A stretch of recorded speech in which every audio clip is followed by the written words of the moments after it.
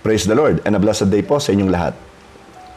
Sa buong buwan po ng August, ang theme ng ating usapang pamilya ay Raising Respectful and Moral Parents and Children. Ang atin pong text sa araw na ito ay mula po sa Book of Proverbs chapter 19 verse 18. Ito po ay sa New Living Translation. Ganito po ang nakasulat. Discipline your children while there is hope.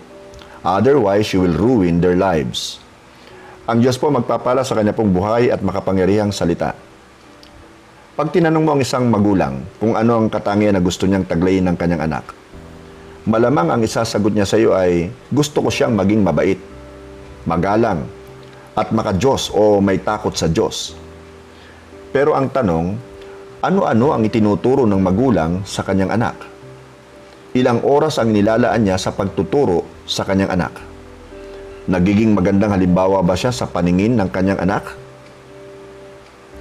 Masasabi ba ng bawat isa sa atin na tayo magandang halimbawa sa ating pamilya o anak? Sa araw pong ito, pag-aaralan natin ang ilang bagay upang matyak natin na magiging mabuti at magalang ang ating mga anak. Handa na po ba kayo? Okay. Number 1. Tandaan niyo ito.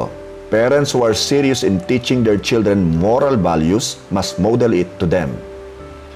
Kailangan ipamuhay ng magulang ang values na gusto niyang ituro sa kanyang anak. Mas natututo po ang bata sa kanyang nakikita at naoobserbahan na ikinikilos ng magulang sa loob man o labas ng kanilang tahanan. Inoobserbahan din niya ang pananalita ng kanyang magulang. Children observe and absorb values consciously and subconsciously. These values will then guide their behavior and attitudes in daily life and will influence their interests and what satisfies them in life. Children identify with their parents' values and internalize them as their own. Number 2, share with them biblical teachings about virtue. Maraming kwento sa Bible ang nagtuturo ng magagandang pag-uugali. Ganon din ang mga prinsipyo na talagang kailangang i-apply sa ating buhay. Tulad po ng nakasulat sa Book of Matthew chapter 22 verses 37 to 39. Jesus replied, "You must love the Lord your God with all your heart, all your soul, and all your mind.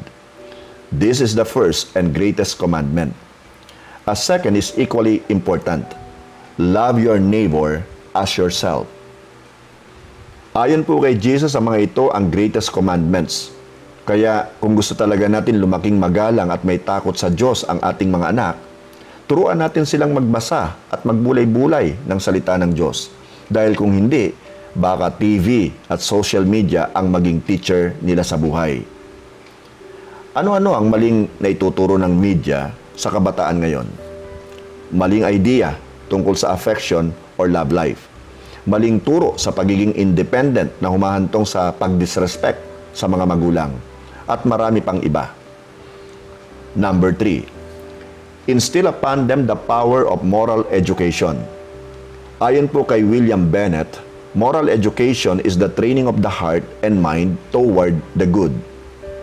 Malaki po ang sakop ng moral education. Mayroong batas pantao, mayroon ding pang moral, at higit po sa lahat ang Christian moral virtues o values. Ang malungkot nga lang, hindi na po ito nabibigyan ng importansya at hindi na basta na ituturo. Ang pagtuturo nito ay nagsisimula sa bahay at hindi dapat iasa sa mga guro, kalaro o kabarkada ng inyong mga anak. Ang isa pang nababaliwalang issue ay ang sexuality. Ang topic na ito ay hindi basta napag-uusapan sa loob ng tahanan. Ang resulta, maraming kabataan ang nabubuntis sa murang edad. Marami tuloy sa kanila ang humihinto sa pag-aaral at napipilitang magtrabaho kahit hindi pa tapos. Marami rin ang nagkaka-HIV dahil hindi na ituturo ng malinaw ang kahalagahan ng tamang kaalaman patungkol sa sexuality. Anong pagkakaunawa mo sa sex or sexuality? Sex is likened to an act of worship between husband and wife. Fornication is generally a consensual sexual intercourse between two people not married to each other. Number 4. Exemplify respectfulness to be respected. Mas madaling sumunod ang anak na gumagalang sa kanyang magulang. Ang respeto ay hindi po nahihingi. Ito po'y pinagsusumikapang makamit. Hindi ito agad natututunan.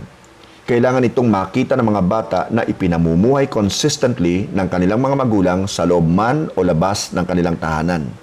Hanggang sa maipamuhay na rin ito ng bata. Natututunan na rin niyang irespeto ang ibang tao regardless of the person's educational attainment, position, or status in life. Nagagawa niya ito dahil itinuturing niyang ang tao ay mahalaga para sa Diyos. Kung may pagkakataon na naiisip mo na nawawala ang respeto mo sa iyong magulang, then, this is the right time for you to pause. Pray and ask God to forgive you as you forgive your erring parent. Then, show your parent how much you love and respect him or her. Walang matinong magulang ang nag-iisip ng hindi maganda para sa kanyang anak o mga anak. Kaya nga sila ay nagsusumikap at nagsasakripisyo para sa kinabukasan ng kanilang pamilya o anak. Ginagawa nila ito ng walang tinatapakan o nilalamangan na ibang tao. Kaya sila ay ginagalang ng kanilang kapwa. Nakasulat po sa Book of Proverbs chapter 29 verse 15, "To discipline a child produces wisdom, but a mother is disgraced by an undisciplined child." At syempre, sa Book of Matthew chapter 7 verse 12, nakasulat po, "So in everything, do to others what you would have them do to you. For this sums up the law and the prophets." Tapos na po tayo ng pag-aaral. Ngayon na dadako po tayo sa group sharing. Ang tanong po na number 1 ay ito. Ano ang isang magandang katangian ng iyong mga magulang na gusto mong tularan? Halimbawa po, pananalangin ba? Pagkain ng sabay-sabay ng pamilya? Ikalawang tanong, ano ang gusto mong ituro sa iyong anak o sa mga magiging anak mo? Halimbawa, irespeto ang tao hindi dahil sa kanilang educational background at iba pa. Let us pray. Father God in heaven, thank you so much for the lesson we just studied about raising respectful and moral parents and children. Thanks for reminding us that as parents, we are to be good role models to our kids, that we should walk the talk or practice what we preach.